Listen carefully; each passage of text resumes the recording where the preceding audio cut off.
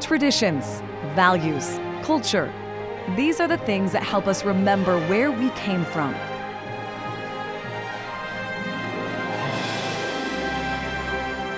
It's time for Family Heritage Stories. I'm Doug Jessup. And I'm Nisha DeGaring, and welcome to Family Heritage Stories, where we talk about what makes us. Things like traditions, values, and culture. How are these things passed down from generation to generation? Through deeds, through words, and through stories. DNA Angels is a nonprofit organization that was founded in 2019. Our mission is to identify biological parents of donor-conceived, adoptees, or NPEs, meaning not parent expected. Many people will take a DNA test and find out that the parent that raised them is not their biological parent. So they will reach out to us and we will help them identify their biological parent at no charge. Why are you doing this? I believe the entire organization believes that everybody has a right to know where they come from. You might not have a right to a relationship with them, but you should know your health history if possible. You have a right to be known. So maybe your biological parents had the hard decision to place you for adoption, but there may be aunts and uncles who knew about it and have always wondered where you ended up. And people are waiting for you. So we believe that you are waiting for them as well. We all have a right to be known. I'm going to open that onion just a touch closer. Okay. Why are you interested in this? I am interested because I took a DNA test and found out that my father that raised me is not my biological father. And I went through that time of panic and fear that I was going to ruin my parents' marriage if I came forward with my discovery. Was I the product of an affair or an assault that we're just not going to bring that back up, let it lie? I didn't know. So it was very scary, and I did not have a support network. And DNA Angels wasn't something that I knew existed. So I had to go through that entire thing by myself. And I solved my own case and went through all of the emotional roller coaster things by myself. We have a support team of peers, and we can get you in touch with professionals that have experience, like therapists and counselors that have experience working with our community. So it would have been an entirely different process had I known then that we were a thing. So, what happened next for you? You found out? I got a therapist and worked. I lost 5 years from when I took my test until I talked to my parents. I think it was 4 or 5 years, and I just was done. It was like I kept trying to prepare, and one day I had hit the wall, and I said, it's time to figure this out. And I drove to Mom's, and she came clean right away. They used to date, and Dad knew that Mom was pregnant the day that they met. She told him right off the bat, and I was not. There was nothing really to be angry about. Back in 1979, they made the decision to raise me as theirs, and he claimed me as his daughter, and he still does. And that's what happened. That's kind of what happened. It just came out that, well, that's the reason I don't look like anybody, and there's your answer. So that was. How do people get a hold of DNA Angels? We have multiple ways. We're very, very, very active on social media: TikTok, Facebook, Instagram. We also have our website, www.dnangels.org. There's only one A in the center. So the DNA and the angels are merged. So let's say it again. It's dnangels.org. And our most active thing is through our Facebook page. So that's if you reach out to our website when you're ready to be screened for help in identifying biological parents. I keep looking away. If you reach out to our website for help in identifying biological parents, you will be redirected to Facebook to go through our screening process with a trained screener.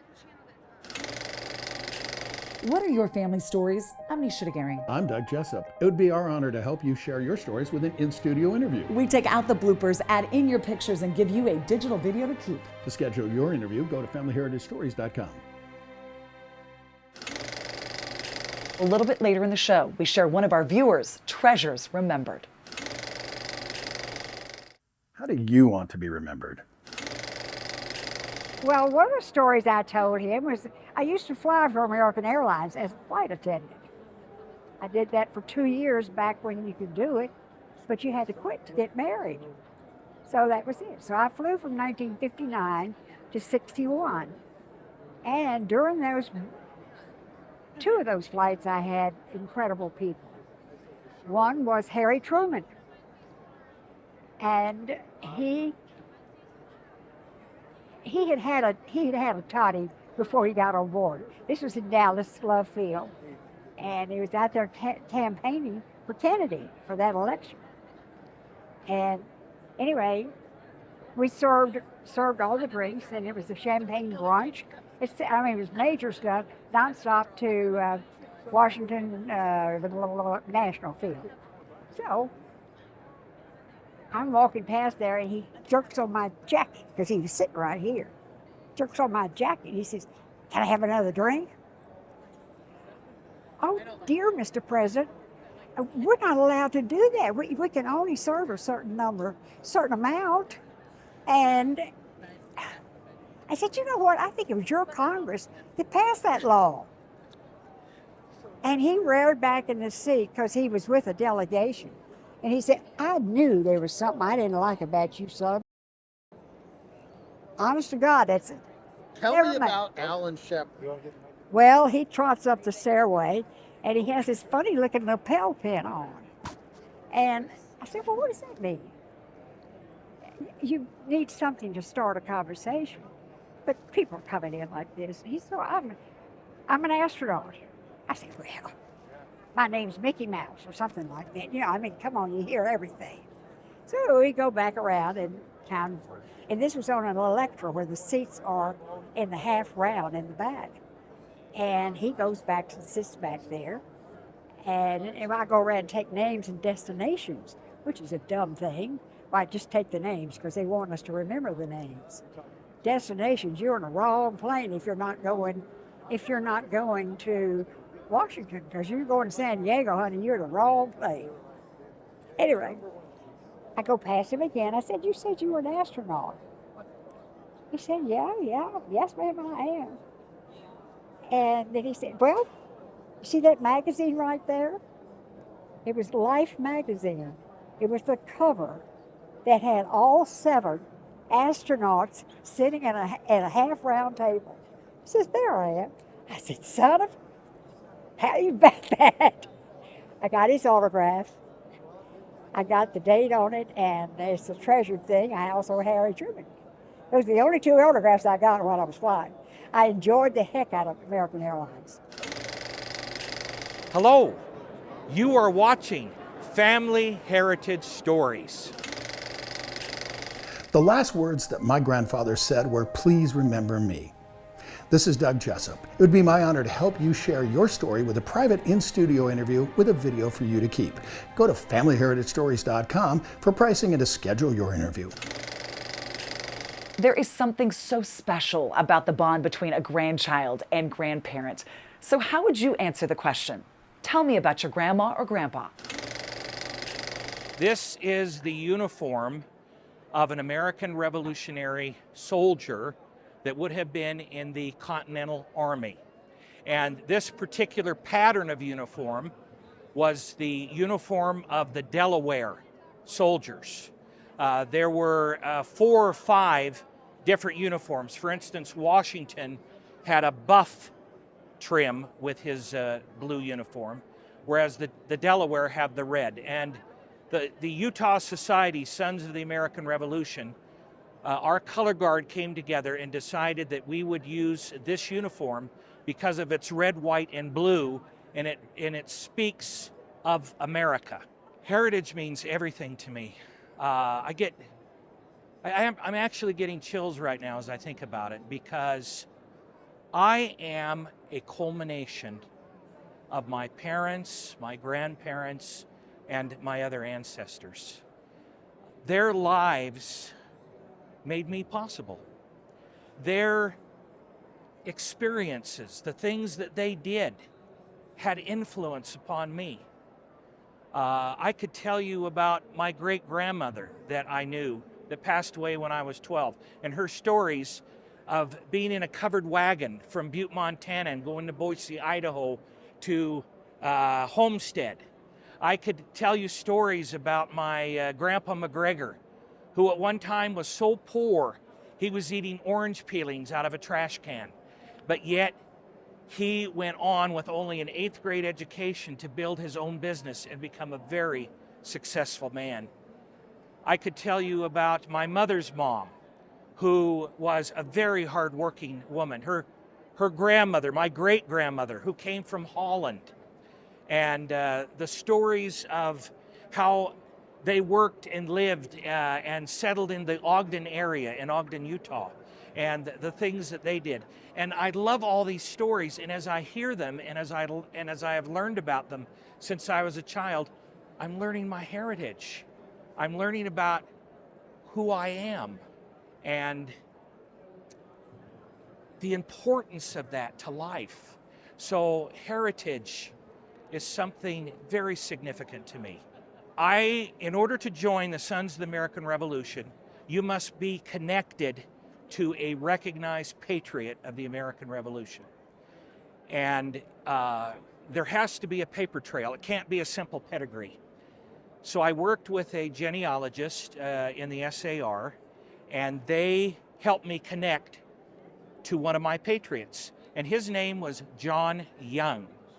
And John Young fought in the American Revolution. He actually joined up at Valley Forge with Washington in the spring. This is the story that I know. And as a very young man, and stayed with the war till 1781 when it concluded. Now, John Young had several children, and 2 of those children were named Susanna and Louise, and I come through them. But they had a brother who was named Brigham. So Brigham Young's father was a patriot of the American Revolution, and I descend through his sisters, and it's exciting to me to understand what this man did as a very young man, joining up with Washington, and that he desired freedom and liberty. And so I wear this in honor of John Young, knowing that he too at one time wore a uniform and carried one of those 10-pound muskets, a flintlock, and defended our liberties so that you and I might have those freedoms today. Everyone has unique skills and interests. For example, I am not a painter, but how did you get into your occupation? He was a black sergeant detective from Ogden City. He was Dad. October 1963.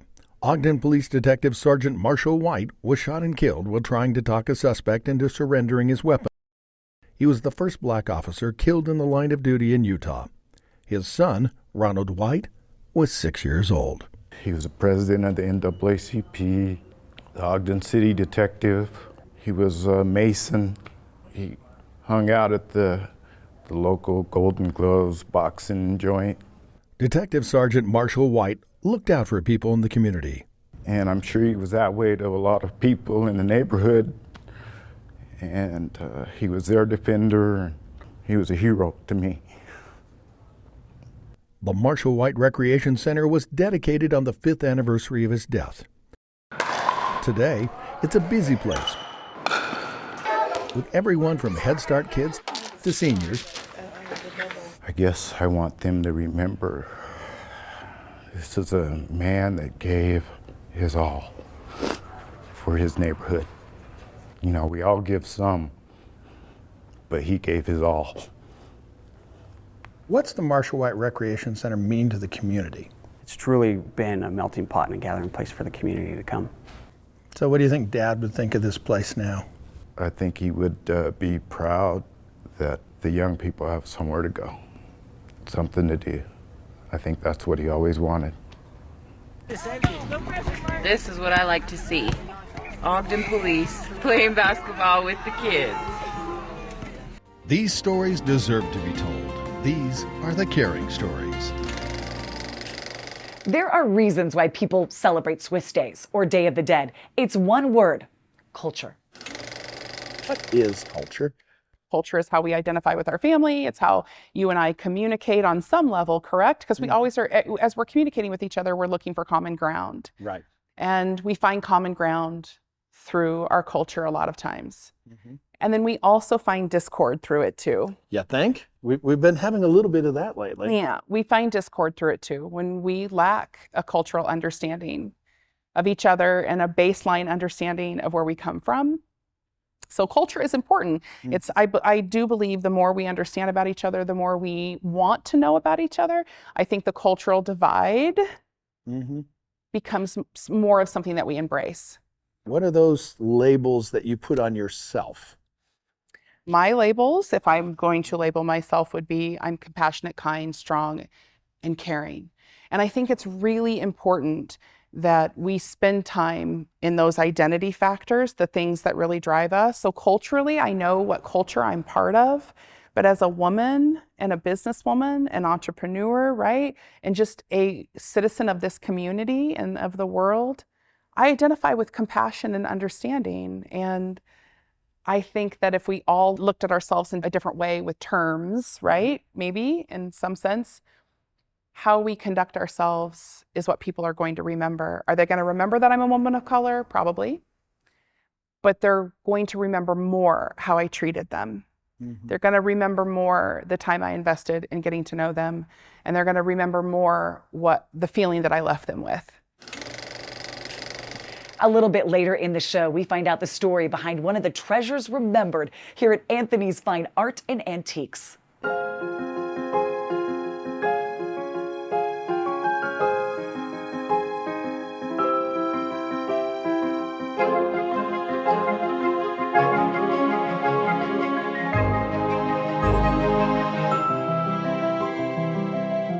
With me today, Dr. Micah Christensen with Anthony's Fine Art. So talk about fine art. This is a Hanukkah lamp or menorah. And if you were Jewish, you would use this during Hanukkah to celebrate. Now, wait a second. Okay, I thought a menorah was the thing that, you know, it had the middle and the arms. But this does not look the same. So we've waded into deep waters, my friend. There are many different kinds of menorahs or Hanukkah lamps. They go by both names. Right. This shape is a Sephardic or Spanish style menorah. And it dates to a time when Jews were traveling throughout Europe. And this was seen as kind of a tiny, if you will, tabernacle. And so you can see that it has some of the shape of a building here. And this is important because in Jewish tradition, the menorah represents the menorah that was commanded in the book of Exodus to be made by Moses on Mount Sinai. We think of just the 10 Commandments happening on Sinai often. But in the book of Exodus, Moses is commanded to make a 7-light candle that goes near the Holy of Holies in the temple. Okay, wait a second. Except this one's got 8. This does have 8. And there's 2 reasons why this has 8. The first one is because of the origin of the menorah in the celebration of Hanukkah. Hanukkah itself is a celebration of an event that happened in 168 BCE. This is a time when it's described in the book of Maccabees, which is Jewish scripture, where the Syrians at the time had taken over the temple in Jerusalem. And the Maccabees, who are the great Jewish leaders and revolutionaries of the time, come and take back the temple from the Syrians, and the only thing they found in there was one menorah in the temple with enough oil for 1 day. Now that oil has to go through a process of being harvested olives pressed olives, and then blessed. And that takes 8 days. And they only had enough oil for 1 day.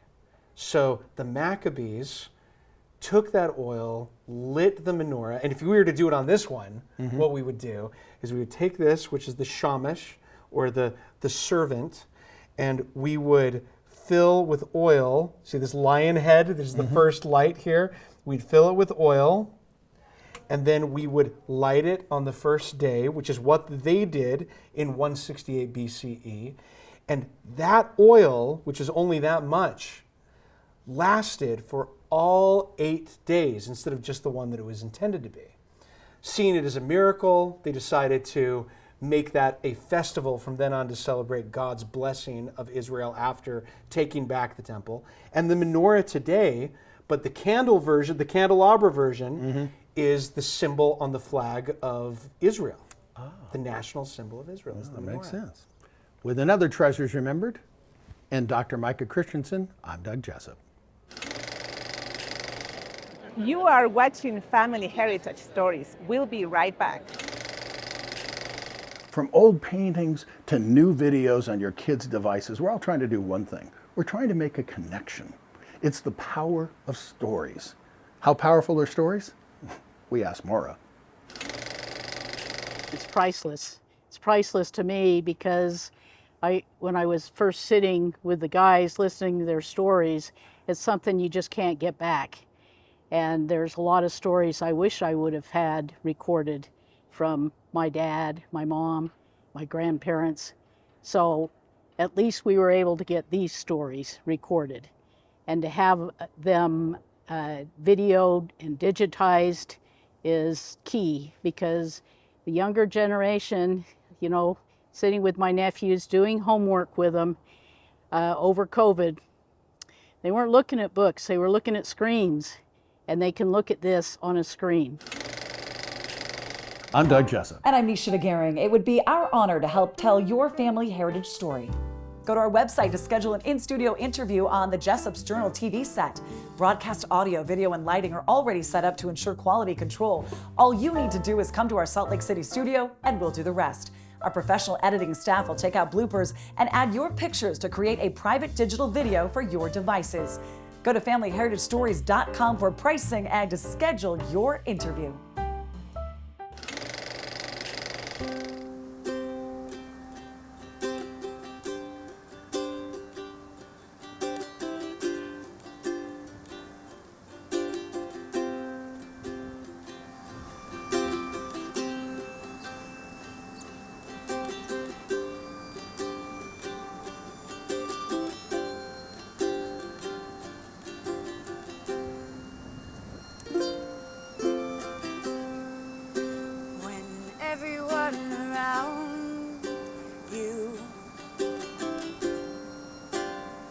Losing their head,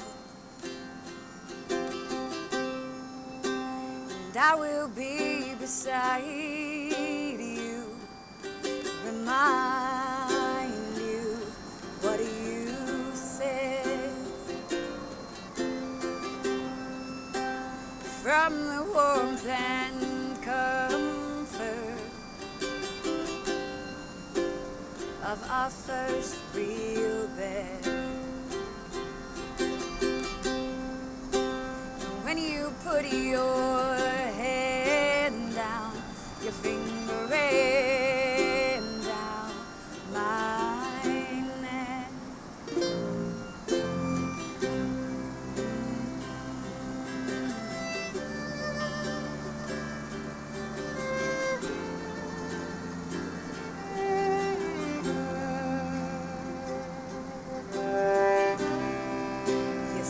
Life is like a river,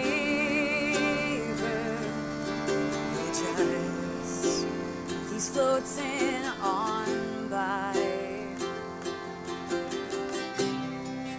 Sometimes we drift together for miles, side by side.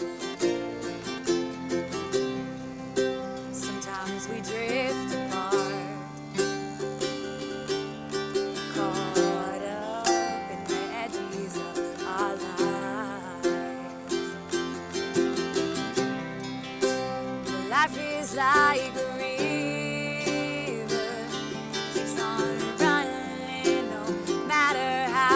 try. And I am falling into your arms, again. They are calling men to arms again.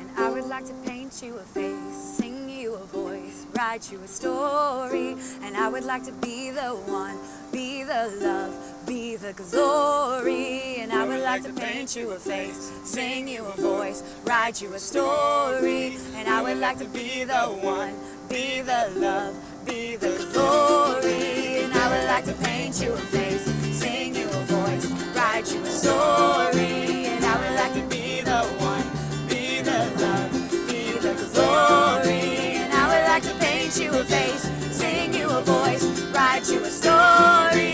And I would like to be the one, be the love, be the glory. Oh,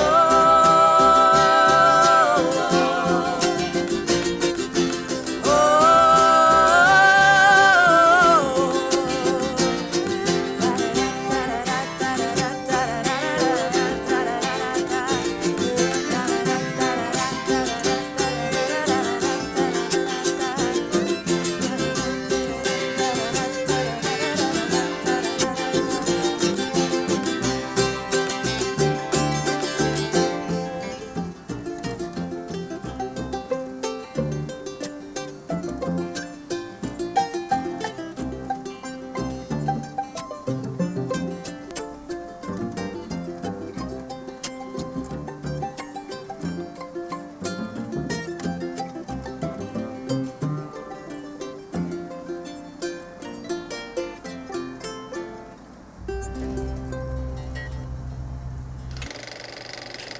It's our honor to be able to help people remember where they came from. If stories aren't passed down from generation to generation, the stories are lost, and it's as though those people never existed. So how do you want to be remembered? With another episode of Family Heritage Stories, I'm Nisha DeGaring. And I'm Doug Jessup.